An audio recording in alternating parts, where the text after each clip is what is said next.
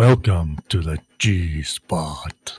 Five, four, three, two, one.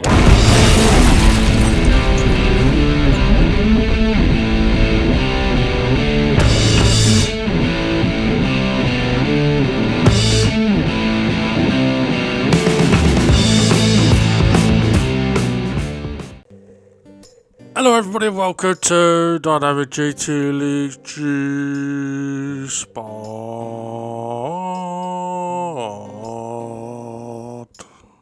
La.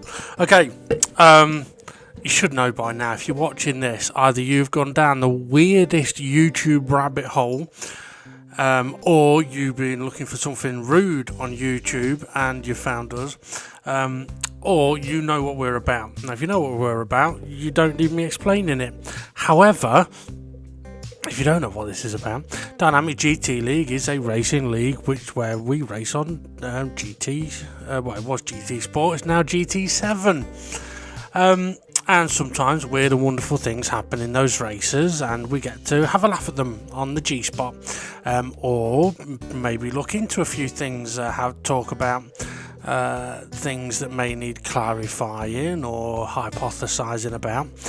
But also, if reports are made by drivers because they think somebody has done wrong, then our stewards will deal with it, and then on the back of that we get to have a look at the actual video footage and get to have a look at why a penalty may or may not have been given, or perhaps show the way that we view things, or the way we want things to be done in the DGT races.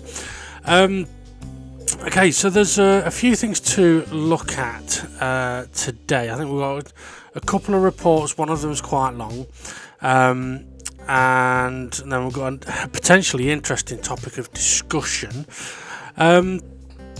So buckle up, get ready, because we're about to delve in to the wonderful world of the stewards' reports. One race 4. This isn't a spa, it's the spa. Okay, so report from Conrad from race 4, lap 2, SRI and me go up Eau Rouge. I end up off and tyres dirty. Okay, so let's see what the stewards say. SRI and Connor make contact at Eau Rouge. Connor ends up off the track. No penalty. From reviewing the footage, both drivers and also the race footage, it is clear that lag was the cause. From Connor's view, it appears Ray lags forward into him. From Ray's view, it appears Connor lags backwards into him. Ray does the right thing by bump drafting Connor on the next straight rather than passing him, and because both drivers' live stream footage shows the other driver lagging, it is impossible for the stewards to apply blame to either driver. And that's an important sentence, I feel. Because of what we're about to see, it is impossible for the stewards to put a penalty on anybody in this situation. Okay, so let's get ready and take a look at the footage then. We'll have a look from spectate view first. And we don't really see a lot, unfortunately, but we've got Conrad here heading up into turn 1. And we're going to see Conrad get a little bit sideways just here, and that gives SRI the run to have a look at making a move. Now, for me, the interesting part here is, as these two battle down the straight, SRI does actually not back out, but he lifts off early and he's behind. There's a little bit of contact you can see there. Now we see the aftermath of it. We don't really get to see a lot. But the fact that SRI has kind of backed out of it shows that he's not really trying to force the issue. Someone's forcing the issue out there on the moped. Okay, so we're going to look at it from Connor's bonnet view, so as we're looking down the hill, but also keep an eye on the radar on the right. We'll go back and have a look at this. So as Connor turns in, there's a little bit of movement, hard to tell what really happens there, but you may see, if you watch it again, on the radar on the bottom right corner, that SRI's car jumps forward. Now, what we'll see from SRI's view here is Conrad's getting sideways, but we'll see about SRI backing out of it, and then we'll see Conrad's car lagging backwards, but also on the radar we'll see Conrod's car lagging backwards. So in that situation for SRI, it would be very easy to now just overtake Conrod, but because he doesn't know exactly what's happened, he's chosen to bump draft Conrod, which, as we said, it's a fair thing to do, it's the right thing to do, because it isn't either of these drivers' faults. Now again, have a look at the radar on the right hand side, and you'll see SRI's car jump forward, and we visibly see it jump forward as well, and it does put Conrod's car out of shape.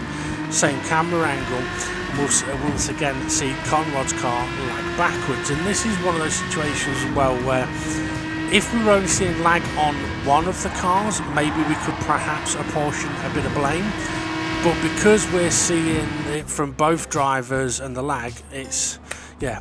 Now this is actually from Conrod's live stream. So this clip and the next clip are from the actual driver's live streams, and again we'll see on the radar that SRI is going to drop behind, and then with the lag all of a sudden jumps forward and Conrod is off. But we'll have a look at SRI's live stream. So this is where, if that's all that it showed, like I felt SRI's footage, everything looked normal here, we may be able to apportion some blame to somebody, but as this plays on, again we'll see, because one thing I wondered was, did SRI lag backwards before we get to Eau Rouge? But no, he actually lifts off and backs out. He's behind him. Then there's the lag of Connor's car coming back. And it's because of that reason where on SRI's view, Conrod lags backwards, and on Conrod's view, SRI lags forward. How could we put the blame on either one of those drivers? It's massively unfortunate. I actually do feel bad for Connor, because obviously I've talked to him a lot, and there has been a few things that have been frustrating him. And in this situation, in all honesty, I'd love to be able to say, oh, someone has really messed up, and yes, it's a penalty to them. Unfortunately, in this situation, I can't do that, because SRI hasn't done anything wrong there. He hasn't done anything that deserves a penalty. Connor hasn't either. So, yeah, I can fully understand Connor's frustration. Would I be frustrated? Maybe. It depends on what's going on. But hopefully, having seen this, everyone can understand why in a situation like that we've had to sort of go, it is impossible for us to apply a penalty. And that is something that perhaps the drivers, I don't know if they're aware of. I mean, I don't know if we've ever sort of made it public. I'm sure we have once before where we've said it's very rare that it happens, but sometimes, let's say as stewards, if we have a disagreement of, let's say one person says no, 100% not a penalty, and another person says no, 100% is a penalty, and those views cannot be changed in any way, shape or form, then circumstances dependent, it could mean that no action could be taken because an action can't be agreed upon. So that is something to, I mean, if we ever do have that kind of situation, then we would make that public to the drivers and say, look, we had a that's the wrong word, a difference of opinion that could not be changed. We have had it before, because I remember mentioning about we reached an impasse, which is, for anyone that doesn't know, I forget the definition right, it is a point where no parties will change no matter what. That's the situation. It is what it is, and there's nothing else we can do about it. It's not the same as agree to disagree. An impasse is, it's like you're going down a road and it's a dead end. You can't go any forward. It's impassable. Right, okay, that's not. I know it's not the right analogy, but you know what. Okay. I think with that then, let's crack on with the next one, shall we? G2 Race 4, just call me Gandalf. Except you can pass me. Okay, so this report is again from Conrod. Says the last 2 laps, getting dive bombed and not given racing room, unsafe returns and general clumsy driving. He also added, I don't know why I'm reporting, as everyone's just blaming lag.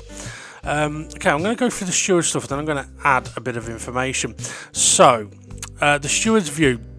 The stewards reviewed the last 2 laps of Connor's race, and there were a few minor incidents. Now, the stewards' verdict is as follows: no penalties. The stewards can understand why Connor might have been frustrated due to the amount of minor contact that happened, but the stewards feel that other drivers did the right thing after each bit of contact, and more detail over each incident will be given in the G-Spot video, which is what this is. The stewards did consider giving a penalty to Critical for the side-by-side contact on the final lap at Eau Rouge due to running wide into the side of Connor and allowing Nelly to pass both of them. But the stewards all agreed a penalty would be too harsh in this instance, as he arrived alongside fairly initially, did the right thing by staying behind Connor afterwards, and did also receive a time penalty for running off the track.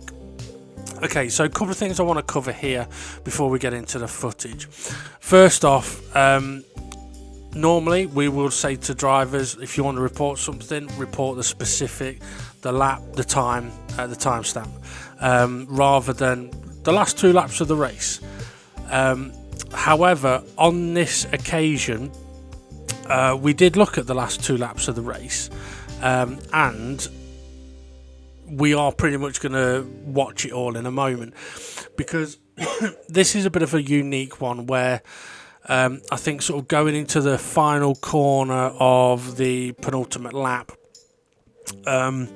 there's a bit of contact, then there's a bit of contact at the next corner and the next, so it's pretty much like 4 or 5 corners one after another, as we'll see in a moment.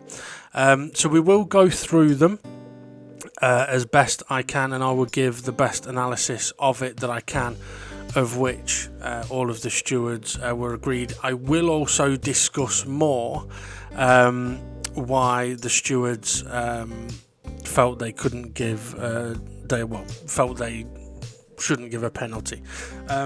Okay, so let's crack on with the footage. Okay, so this is lap 18, turn 1. Oh, and hello, Bob. So you see Bob arrive quite late, so we'll have a good look at that. Now, what I'll say is, from here, Bob's within fair range to attack Nelly, but not Conrad. But to be fair, I don't think he's intending on attacking Conrad. I think he braked a touch late, and now he's trying to take evasive. Now, there may have been the slightest of touches. There may not have been, but I can fully understand from Conrad's position. You'd see that arrow come flying up the inside and thinking he's dive bombing. I think he was just trying to make a move on Nelly, which he was okay to do, but did very, very nearly take out Conrad. Okay, so following on from that then, we'll carry on through the lap. So we've got Eau Rouge.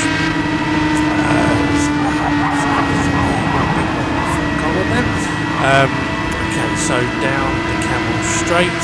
Now obviously remember as well, Conrad mentioned sort of the last 2 laps, so we're going to go through what we see. And I think we're going to see things get a little closer to the braking zone here. No, we don't. Okay, so nothing drastic happening there. Conrad gets a big sideways moment on, and Bob gets close, but kind of sideways, so it's going to happen. And we'll have a quick look at that from Bob's perspective. Yeah, so Bob wasn't quite close enough to attack. I don't think he was attacking anyway. Looking at it, maybe taking a little bit of evasive, maybe a little bit defensive, but he wasn't good for Connor, so that's all fine. Kind of get sideways. There's no gap there for Bob to go into. So although he got close, nothing wrong there. So riding on board with Bob, now he's about to Nelly. So still nothing happening with Connor ahead. We are seeing a little bit of lag as well, difficult to know who that might be on in this video. Okay, so jump to Connor through Pouan. Everything seems okay on entry there. Let's see, Bob and Nelly getting close. Okay, so Bob here. Okay, so here I would say Bob is within fair range to attempt an overtake. He doesn't actually go for it, which is to see, to be fair. We need to be within fair range, but you've had to really push on the brakes. So driving fairly sensibly at the moment. Are we sure this is Bob driving? I'm joking. Okay, so now these guys have caught up to Twilight. Nudge, so does Critical. Okay, so now with those little nudges, that's bringing them up towards Conrod. Twilight ahead has got knackered tyres, so SGP side by side. Conrod was a little bit wide. I've got a feeling the car's behind. Yeah, this is where on the race video we saw Conrad go a bit deep here, but we couldn't see what for. Okay, so we'll go back and have a look at this in a second. So Nelly, I think we saw his bonnet. So Nelly actually goes for a switchback. Quite nicely done. His car's run a little bit wide. Okay, space out. Okay, right. Okay, is there a secondary contact? I'm not sure. Okay, so what it looks like happened there was that everything was okay. Nelly's sort of got space ahead of him, he breaks at the normal point. Conrad taking evasive on the back of SGP, maybe not evasive, but moves over quite late in the braking zone. Nelly may be a touch late on the brakes, but he then has to take evasive, and this happens so fast that unfortunately it can happen if you move onto the racing line in front. I was going to say in front of someone. Obviously, he's a fair few car lengths ahead, but it can happen. The car behind goes from having plenty of space ahead of them and thinking they can brake, and then when they brake, there's a car there. So there is a little bit of contact there between Nelly and Connor. I actually think it's massively unfortunate. I don't think Nelly's necessarily done anything wrong there. I wouldn't say that Connor has done anything wrong because he's got the space to go into, but Nelly's definitely not done anything wrong. He's actively tried to avoid Conrad, and it's one of those things, when it happens that close into the braking zone, there's nothing really Nelly could do. What Nelly does do is he makes sure that Connor is still ahead of him on the exit of the corner, so he's done everything that he really should do there. Okay, down into turn 1, following on from that corner, you see a little bit of contact between Conrad and Critical, so let's have a good look at this. Critical looking, is he within fair range? I'd say yes, potentially. Nelly also, okay, interesting, so Nelly's within fair range of attacking Critical, but not Conrad. So Critical's managed to fend off Nelly, but it's meant he's not been able to use all the apex of the road, so that's massively unfortunate. Again, it's kind of 3 into 1, because Nelly's not really done anything wrong in attempting the overtake. So this was the bigger one then, Eau Rouge. Now we've got a few clips about this, because this is the difficult one for us as stewards to make a decision. So Conrad and Critical, they're side by side. Don't really think Critical's done anything wrong in the previous corner. We couldn't give him more space. They go side by side into Eau Rouge. Conrad taking the wider line. You don't see it, but there's a bit of contact there, a bit of a wobble, and it goes on. Now for Critical, again, it's side by side. We don't see a lot from this view. As Connor, Critical also goes off, and meow, there goes Nelly. Yeah, so as I say, it's a tricky one. So as we can see, there is a little bit of contact between the two cars. But when we go into slow motion here, I'll be able to tell you a bit more in detail about what's happening. So both drivers are giving each other plenty of room. It's brilliant to see. Critical is already off the throttle, doing what I would expect him to do on the inside line. Connor's taking a nice wide line, and he does start turning into the corner, but he does what he should do, which is he leaves that car's width. As we can see now, so Critical has got the space. Now as we progress on, Critical's car just comes across a little bit. There is a tiny moment of understeer which makes contact with Conrad's car and sends Conrad wide. So we will say that Critical has had a little bit of understeer. So he wasn't for Critical, he's off the throttle early, there's a little tiny moment of understeer, a bit of contact, and then we see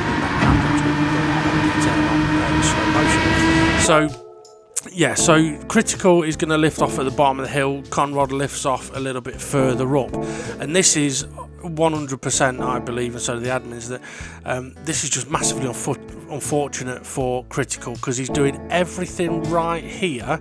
I mean, he could have used a bit more road to the left, but he's doing everything right. He starts turning in. Conrad starts turning in. Everything is still absolutely fine. But then we're going to see just there, Critical's car has turned into the right a little bit more.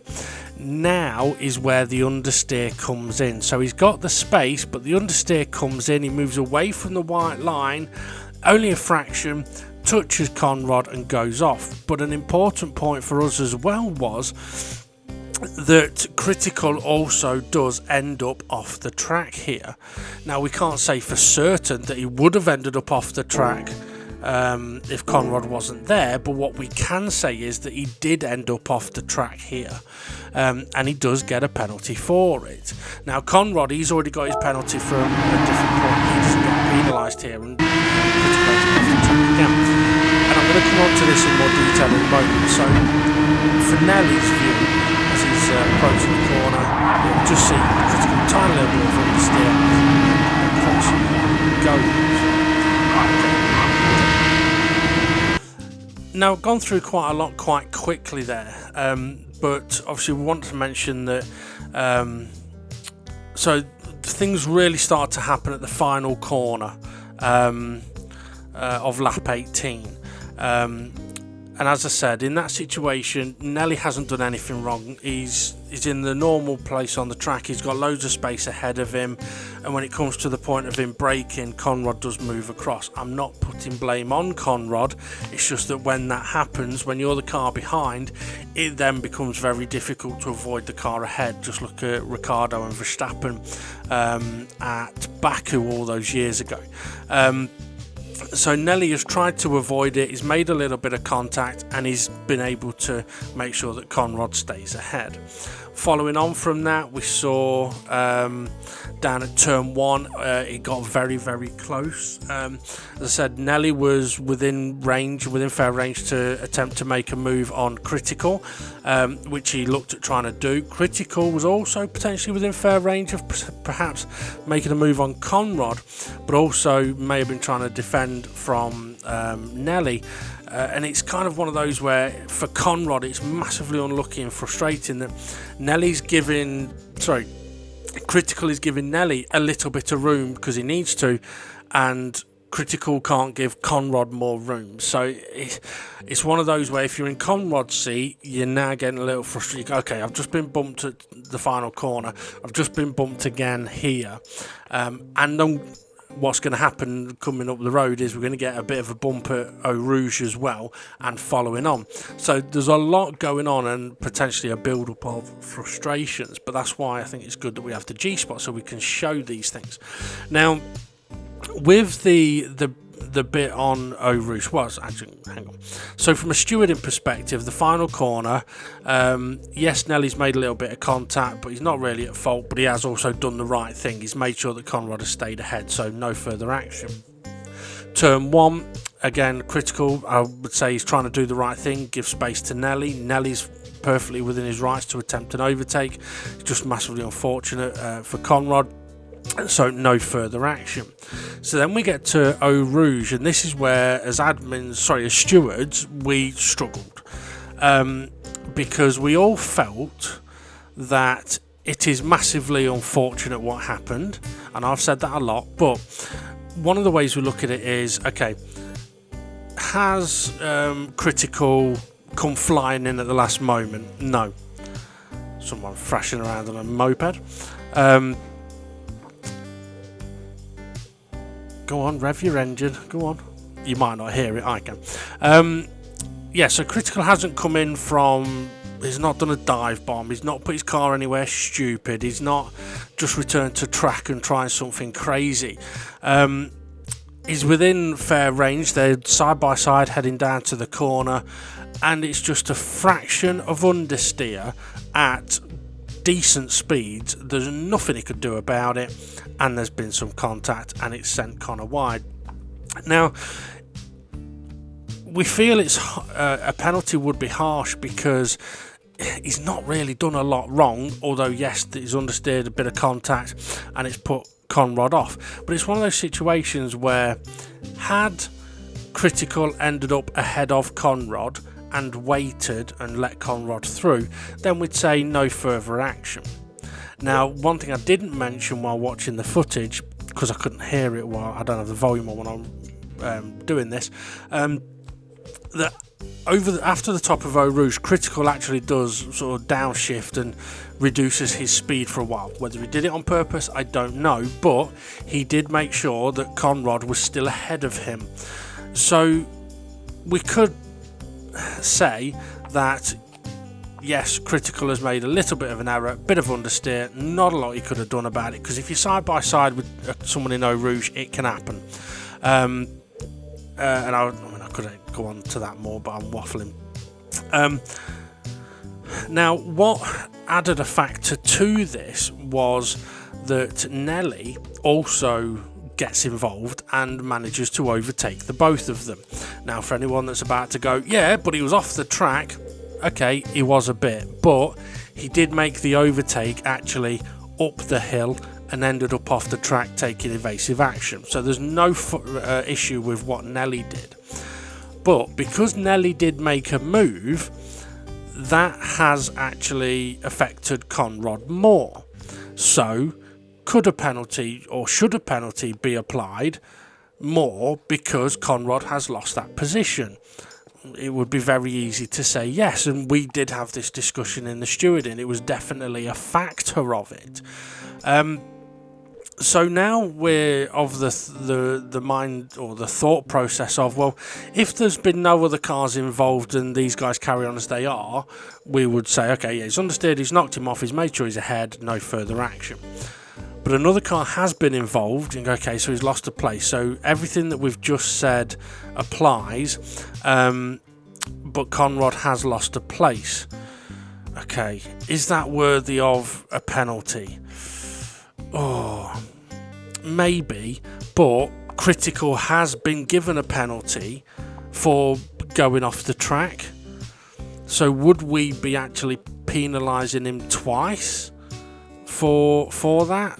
Or would it be fair to give him a penalty and him have the in-game penalty as well for being off the track? A lot of variables in that situation, and one of the things that I'm going to get it up. I'm going to get the information up.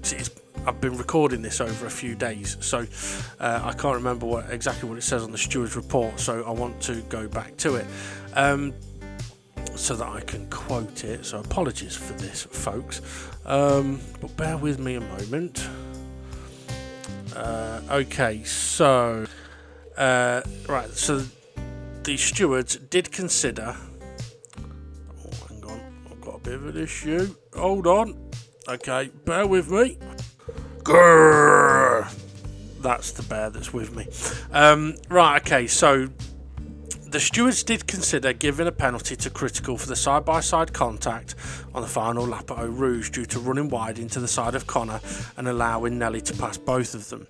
But the stewards all agreed a penalty would be too harsh in this instance, as he arrived alongside Connor fairly initially, did the right thing by staying behind Connor afterwards, and did also receive a time penalty for running off the track. So we found ourselves in a situation of feeling like Critical has done everything we would expect a driver to do in that situation. He has made sure he hasn't gained an advantage, but obviously it has had an effect on Conrad. So what was I will say now, and I've got the admin's approval for this is one that as stewards we definitely struggled with. Because we could understand a penalty being given, we could understand a penalty being too harsh, we could understand a multitude of different views on it, but we all were of the same mind frame. And as mentioned before, if we're at an impasse, then sometimes a penalty may not be applied or something like that. So this is a situation where what we would like to do is actually ask the drivers what your opinions of this is. Now, don't just go shouting at me or putting the messages in the YouTube chat. What I'd actually like the drivers to do is to send a message to the page with whether you think it was should be a penalty or no penalty, and so if you can, your reasoning for it. But the way we sort of make our decision is we go around the group after we've looked at all the data and we say penalty or no penalty. No penalty, no penalty, penalty, penalty, then we explain ourselves. So do that. Send us a message. Let us know if you think it should be a penalty or no penalty. And the reason that we're doing this is because in this scenario where we are conflicted, then what better to do than ask those people that are involved. Now, we may not agree with what you say. We may massively disagree what you say. I may not have explained myself too well here, or us too well here, but feel free to give us your opinions. But it definitely comes in, there is that factor of, well, if he's already got a penalty for going off the track, would it be too harsh to give another penalty, given that other than that tiny little bit of contact from a genuine little error, yeah, would it be too much? And in my opinion, yeah, it would. On the flip side, fully understand Conrad now getting a bit pissed. I mean, unfortunately, Conrad isn't in the chat party with us when we're racing, so he wouldn't have been able to hear any conversations going on or anybody trying to give apologies or something like that. And sometimes that can make a big difference. If you hear someone, oh, sorry mate, I fucked up, I was looking at it may diffuse a situation, whereas if you haven't got that, and it can build, and it's definitely built over the last 2 laps with Conrad here, the frustration would grow, especially when there's still a bit more to come. Now, something I will add is that, I mean, I looked at this and thought, okay, I put myself in Critical's position, I put myself in Conrad's position. If I'm side by side in either of those cars, am I going to go for this?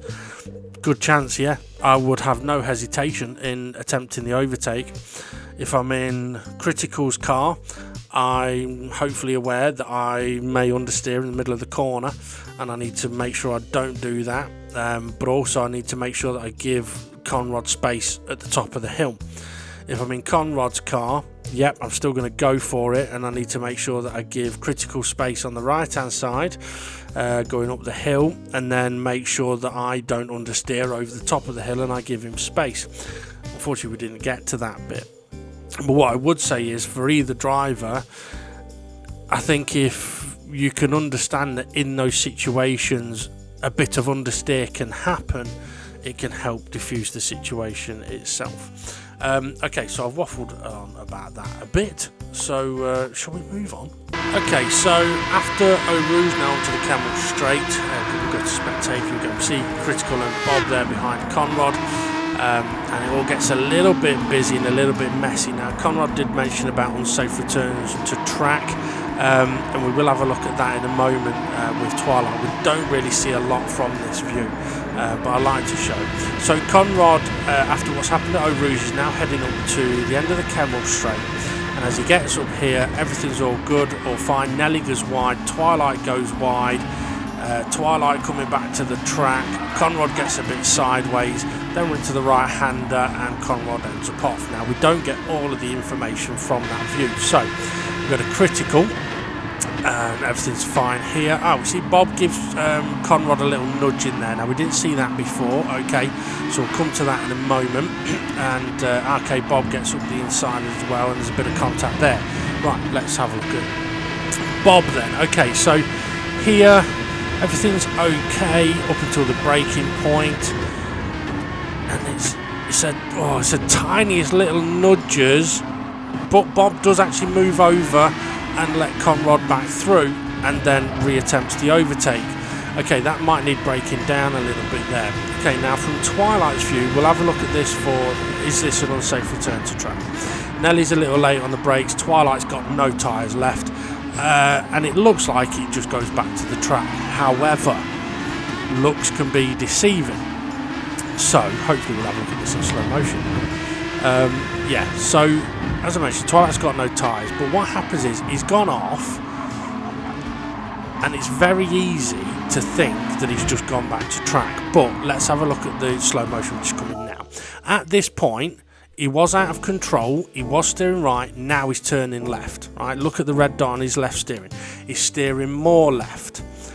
But what's going to happen now is his car's going to go straight. Now Twilight is steering left, and now he starts steering more left, but the car's still going straight. Bounces on the curb, puts him on the track. So is it an unsafe return to track? Oh, I don't know, it could be a topic of discussion, but I would look at that and go, okay, Twilight's car has returned to the track, but he is actively trying not to return to the track. And when you see this at full speed, there's nothing he could do. He's not on the throttle. I mean, okay, maybe it could be on the brakes, but I don't think it'd help him there. Now, Bob gives Conrad that little bit of a tag. I mentioned that Bob does let him through. Conrad just manages to survive, gets that wobble on, and then Bob has a look up the inside again. Now, hopefully we'll look at this in slow motion. Now, Conrad's done brilliantly to avoid Twilight, and I can understand his frustration of thinking Twilight's just returned to the track. He hasn't. He's done everything he can to try and not return to track. Now Conrad gets a little bit sideways. Now Bob has already let Conrad back through. Conrad gets sideways, and this allows Bob to get up the inside a little bit. Now some may say, well, we shouldn't be overtaking yet. Well, that's a topic for discussion. But at this position now, looking at this on its own, Bob is fairly there, and he's earned the right to have some space. Now Conrad goes for the corner, realises Bob's there, tries to give him some space. It's a fraction too late. There's a little bit of contact, and Conrad goes off. Now we'll have a look at this from Critical's view at this one to see if Critical hits Conrad here, and I don't think he does. He didn't tag the back of him. He did tag the back of Bob there. But let's go on Bob, shall we? So as I mentioned, he tiniest of errors into the braking zone down here, tags the back of Conrad. Now I would recommend that you don't give positions back in the way that Bob does here. I would wait, but he has moved over, he's let him through, and even though it looked a bit sketchy there, that's just me clipping the video. So he's let Conrad back through. Is it in the nearest safe place? Maybe not, but he has let him back through. Conrad's wobble has allowed him to then get back up alongside. Now for Bob here, he is at fault if his car doesn't hug this curb. Because if he's going to put his car here, he's got to hug this curb. Now, I wouldn't say that the normal racing line here is the curb, but where Bob's car is absolutely fine. There's no problem with where Bob has put his car.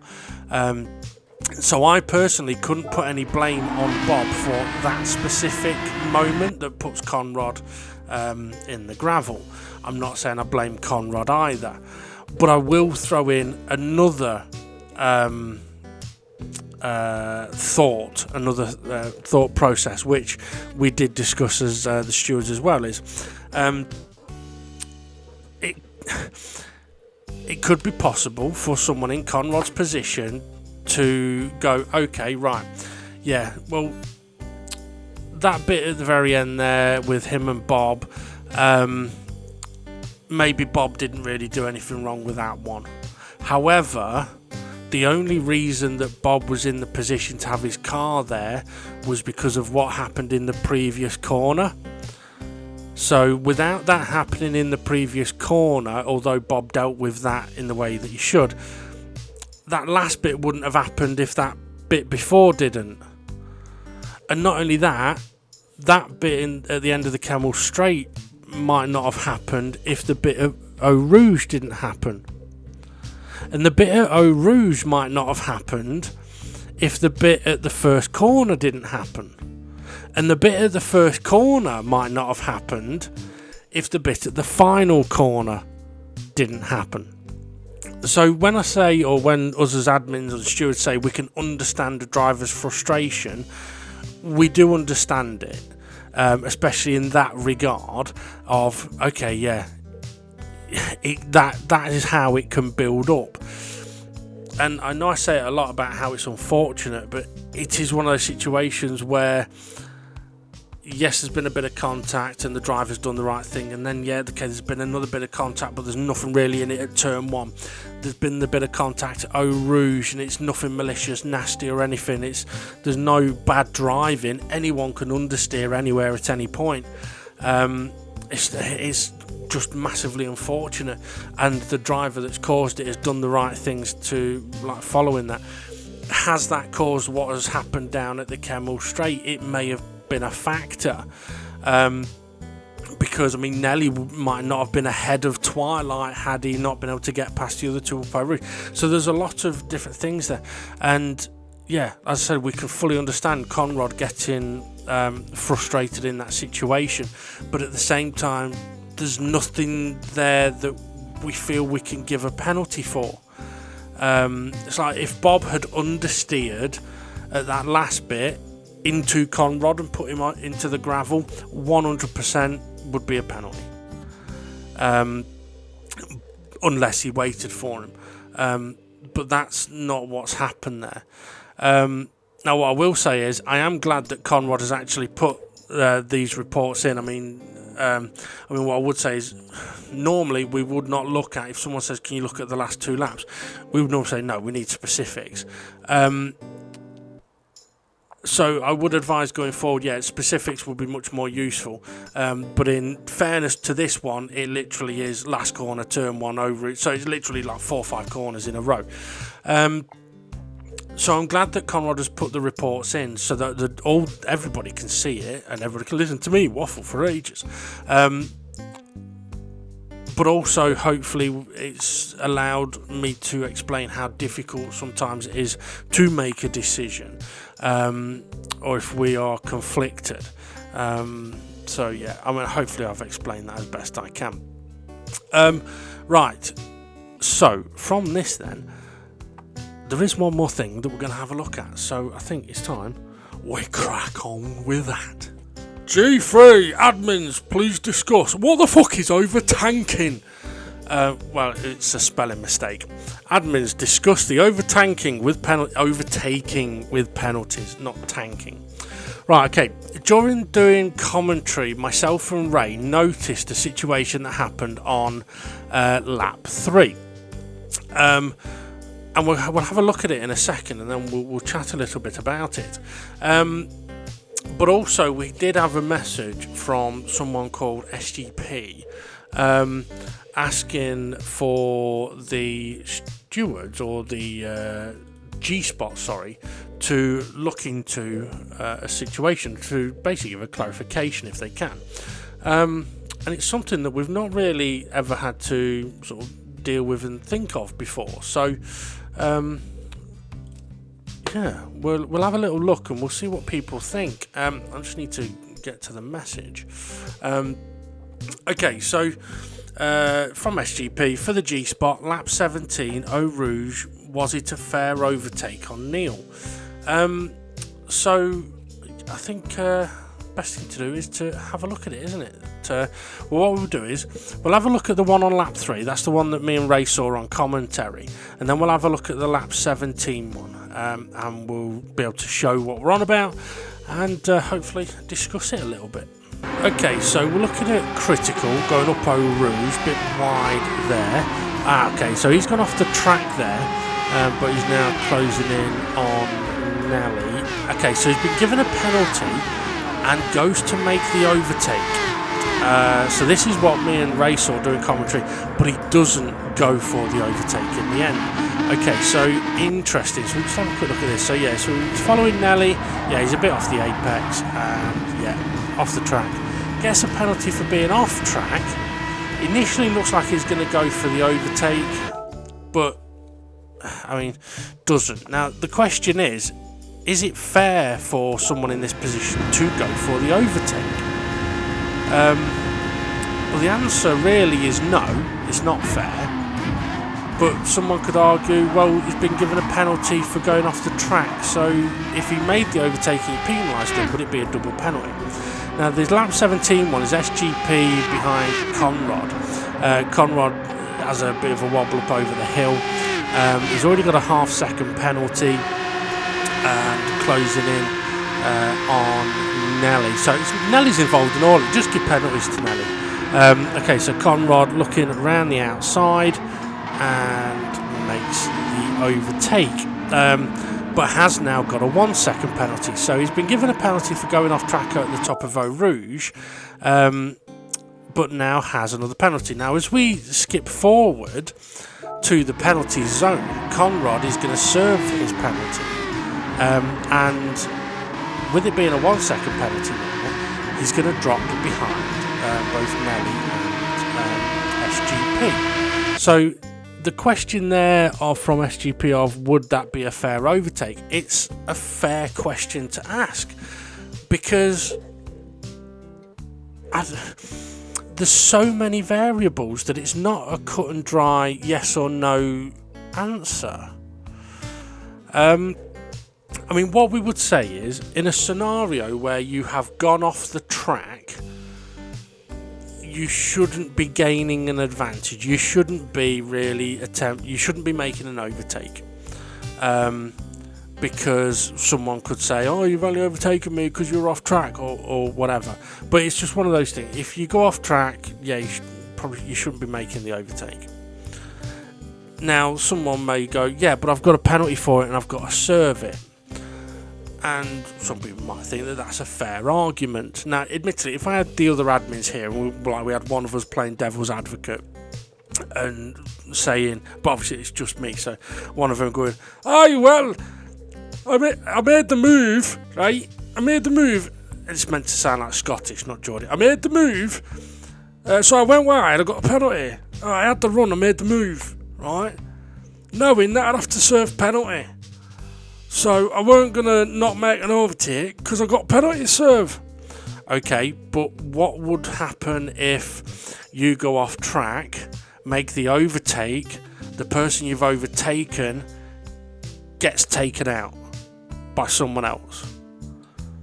"Oh, well, not my fucking problem." Okay, well, that's a bit of a shitty attitude to have, mate. But that's just one scenario. So by saying, what I'm trying to get is, we don't think it's right that someone could say, well, it doesn't matter if I make the overtake or not because I've got to serve the penalty. Yeah, but if when you serve the penalty you've actually still ahead of the car you overtook, then you have gained an advantage. So there's so many different variables within those kind of situations where it's not an easy situation to deal with because, like I say, okay, so let's take for example the one with Critical. He's gone off track, he looks at making the overtake. Let's say he makes the overtake and he stays ahead. Excuse me. He serves his penalty and he stays ahead. If we were to then give him a penalty for an unfair overtake, is that applying a double penalty to someone? Because what we wouldn't want to be doing is applying a double penalty when we should only be applying one. So like I said, it's a scenario we've never really had to deal with before. I think in many respects the best way for us as admins to deal with it is, if you go off track, you shouldn't really be looking at making an overtake in the very near future.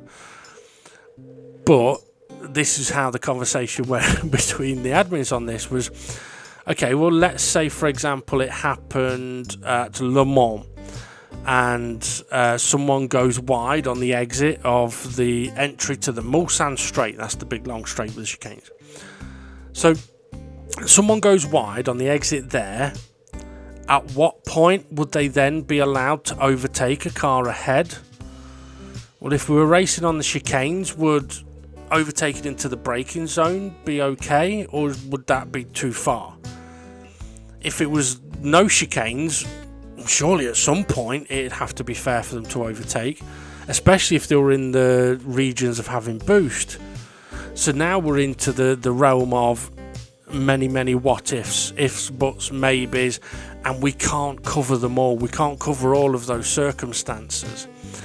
So the best way for us to be able to cover it is to say, if you do go off track, please don't look at making an immediate advantage, or at least not looking at making an overtake as quick as you can. So yeah, a tricky one, which unfortunately no straightforward answer, because it would be very much, I think, situation dependent, because it's a bit like with the one with Connor and SGP and Nelly. Sorry, I know I'm waffling a bit, but it's because I've got like 4 different people's conversations going on in my head, and it's not just me going mental. I'm recalling the conversations of the 4 admins regarding this and the different conversations that we had. So yeah, in the scenario that we showed with Conrad, if he'd have only been given a half-second penalty for the one where he did the overtake and he didn't have the half-second penalty from before, he might have actually been able to stay ahead, which would mean that the penalty applied for going off the track hasn't really worked. It's not been enough. But also, as we said, had SGP and Nelly had a crash into each other and both ended up off the track, then it's too far from the point of note, the going off the track, to the penalty zone. It's too far to wait to let someone through. So yeah, it's a proper difficult scenario, that one. Now, I mean, one thing I will say is SGP didn't put it in as a report. He put it in as would G-Spot this so that the admins could talk about it. Really, I should have got them all on this to talk about this, because it's not an easy topic of discussion. Yeah, so, I mean, it's one of those where, so let's say Conrad goes off track, doesn't overtake, then there's no conversation about it. A bit like the one with Critical. If it had gone for the move into the camel chicane, maybe there could it have been? And should he have actually given the position back? Quite possibly, yes. At least that's the way that we're leaning. I mean, it's one of those where we think shouldn't really be making the overtake. But in the heat of the moment, anything can happen. I mean, we all know that too well. Right, I have waffled on loads about loads of confusing stuff. So I'm going to actually end on something quite nice, hopefully. Gee whiz, Jimmy! Now, normally we take the piss out of Jimmy a bit, not intentionally, he just does stuff that's funny. But what I want to show here is the last lap from Jimmy's perspective. He starts lap 19 in 10th place. He's got a bit of a gap to the cars ahead. Now, we already know there's going to be some drama ahead.